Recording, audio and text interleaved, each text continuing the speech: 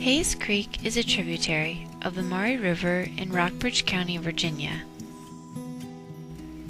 and a part of the Chesapeake Bay watershed as well. Brownsburg, a town in the Hayes Creek watershed, is a tight-knit community. The kind of place where everyone knows everyone, and they all go to the same church too. The primary occupation in the Hayes Creek watershed is farming. But as families are increasingly unable to run or afford their farms, they are being sold to retiring New Englanders. Hayes Creek has been listed as impaired by the Virginia Department of Environmental Quality for violating the bacteria standard for recreational use.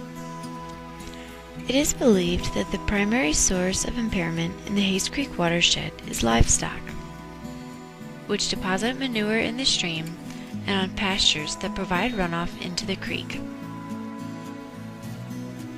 As a result, actions are being taken to restore the watershed. Most of the residents are aging farmers because there are few opportunities for young people. However, I had the opportunity to interview one young man who is still living in the area.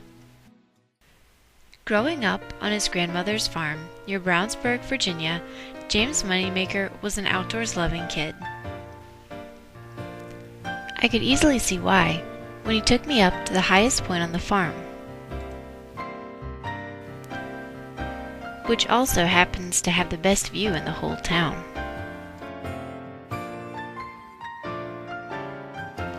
From this vista, he explained that his grandfather died in a farming accident in the 70s and how his grandmother kept the farm running.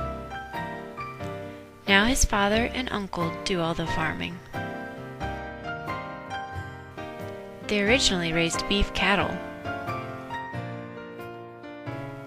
but eventually had to supplement this by raising turkeys as well.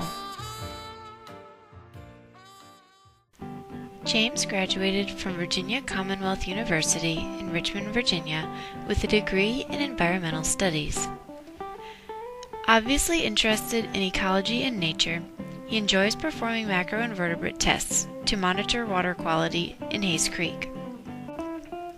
While working as an intern for Jay Gillum, another resident of Hayes Creek watershed, James held a workshop to educate interested locals about macroinvertebrate monitoring in order to teach them about their impacts on the water supply. Throughout the interview, he emphasized the need for people to understand the diversity of problems facing Hayes Creek and the Chesapeake Bay. Farmers are often blamed for bacterial and nutrient pollution, but James emphasized that they are not the only ones at fault. It all starts right here. All the problems of the Chesapeake Bay. You can't just blame the farmer.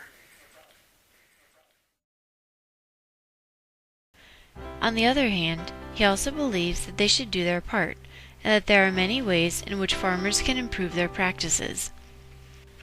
For instance, during his time at college, he learned about conservation easements and implemented them on his family's farm.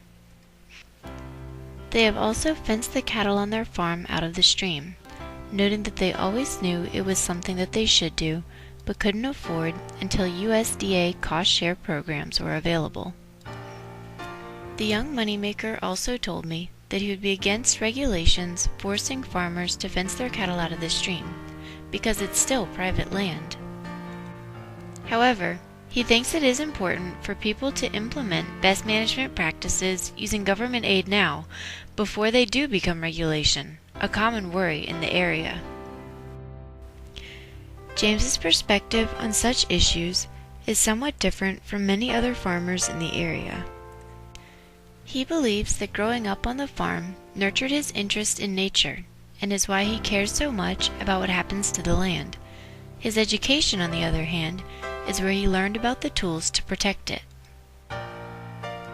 From church groups to homeowners, James believes that people in the community should get more involved in taking responsibility for their impact. on Hayes Creek, and ultimately our downstream neighbors living on the Chesapeake Bay.